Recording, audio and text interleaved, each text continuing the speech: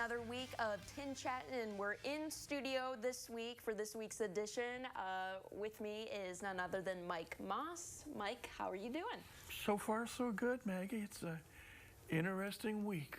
It has. We ended the 12-game homestand on a sweet note with a win over the Dayton Dragons, and then we have a series here with the Lansing Lugnuts, first 3 games in Lansing, and they came away in shutout fashion tonight, 5-0. Great pitching, and so what do you really like about this game? This is the kind of game that was very similar to the game played on Sunday, where every facet of the game went well.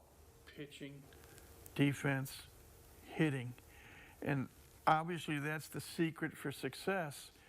And the Tin Caps have been basically a Jekyll and Hyde team this year. But, you know, when we go back to the last Sunday and the last game against Dayton to finish off the 12-game homestand, a 5-1 win where we jump out early.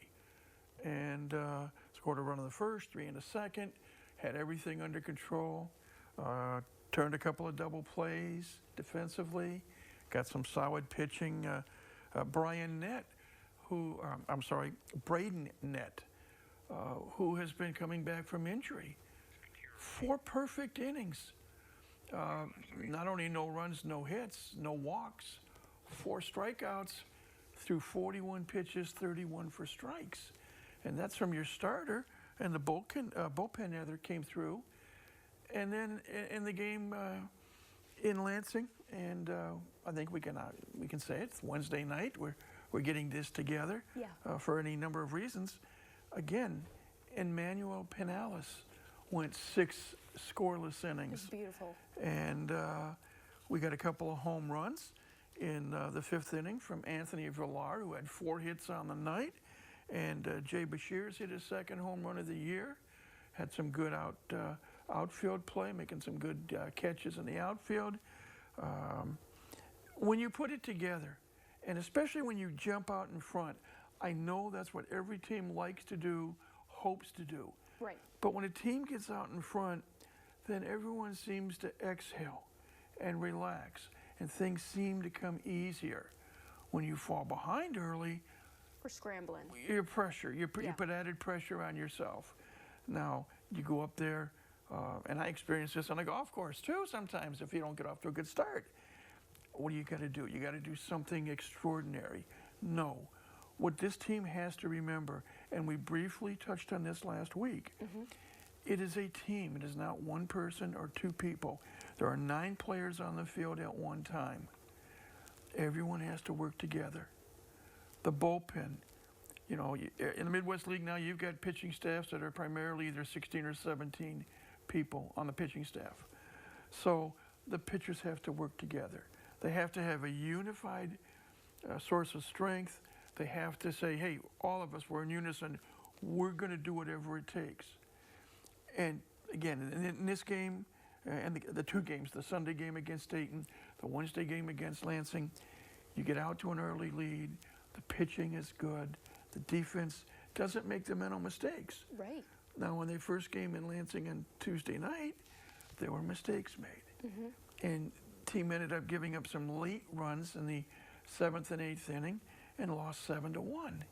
Stranded 10 on base. Do you think that was one of their big problems overall in the season? And the biggest problem of all is runners in scoring position. Right. The team is the worst of the 12 teams in the Midwest League at delivering runs when you have runners in scoring position. And again, for our viewers that may or may not know, that's runners in either 2nd and or 3rd base, where a base hit can score them. And that's where this team has to improve more than anything else. But it was a good night on Wednesday, and looking forward to this coming weekend. Now, granted, we were just home for 12 games. I know. 3 quick road games. You missed it already. And the Thursday, Friday, Saturday games are critical because there are only 8 home games in the month of July. There were 18 in June, only 8 in July. So the bulk of the month is going to be on the road, including next week where the team goes up to Midland, Michigan to take on the Great Lakes Loons. Yeah. And later on, there's going to be another 12-game road trip.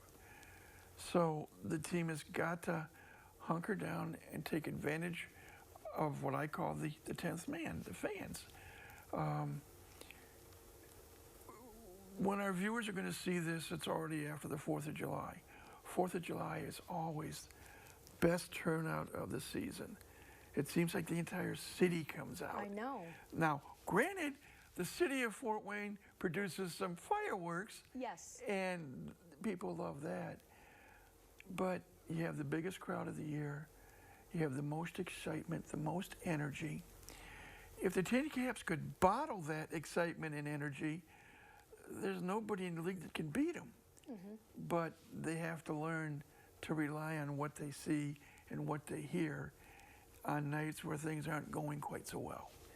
But there are still over 50 games left in this second half. I know. Plenty of time for this team to get it together, as they say. And we'll see how they do.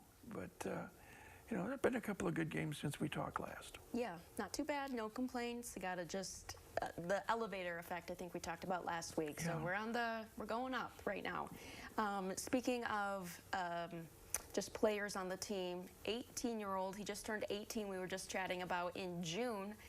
Ethan Salas was selected to go to Arlington for the MLB Futures All-Star Game. So how exciting is that for him to kind of represent?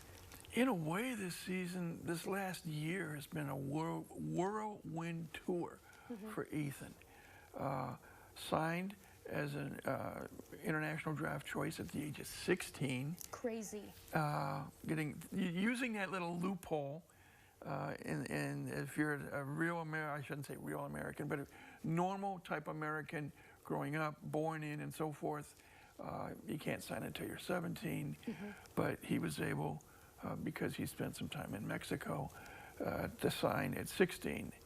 And Padres paid him handsomely, over $5.5 million. He is a marvel. You talk to any of his teammates. You talk to Thomas Eshelman, the pitching coach. You talk to Mike Daly, the manager. From a mental standpoint, he's beyond his years.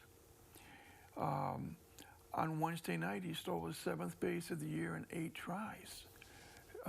Yes, he's been flirting with the 200 mark as a batting average. He's made a lot of solid contact, and there are times when numbers are misleading.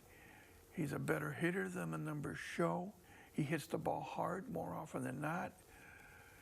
Last report, he was 4th in the Midwest League in throwing out opposing base runners. Ironically, trailing his teammate Anthony Villar, who was 3rd. But together as a team, the Tin Caps have the best percentage of throwing out base runners, over 30%. And that is a very, very good percentage. He's learning how to work with a pitching staff. And an example was when Yu Darvish was here for the rehab start. They hadn't met. I think they might have met in spring training briefly, but they hadn't worked together before. And things are a little different at the major league level in terms of pitcher-catcher get-together.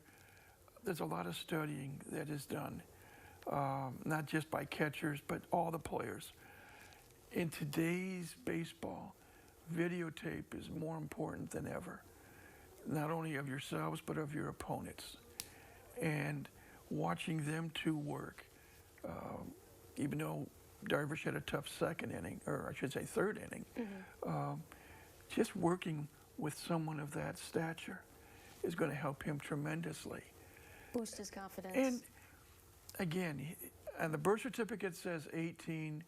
From a baseball perspective, in my opinion only, he's at least 21 or 22. What were you doing at 18? I feel like I'm falling behind, like there's nothing I can amount to. Like I feel like I'm slacking at 18. At the age of 18... That was 10 years ago, right?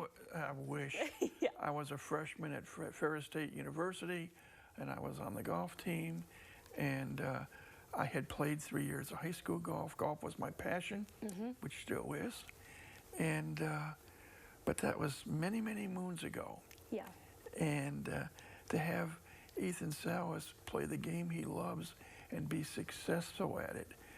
And it's like I tell, and I've said this, we've had an intern program with the Tin Caps with aspiring broadcasters since 2012. And one of the things that I was asked to do is to give whoever I'm with as much information and as help as I can, because everyone has a goal to make it to the major leagues. Players do, coaches do, managers do, broadcasters do. And you have to have the drive. You have to have the determination. It works for the players, it works for broadcasters. You gotta want it. You gotta want it bad.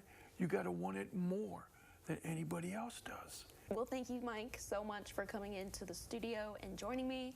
And that does it for another week of TinChattin.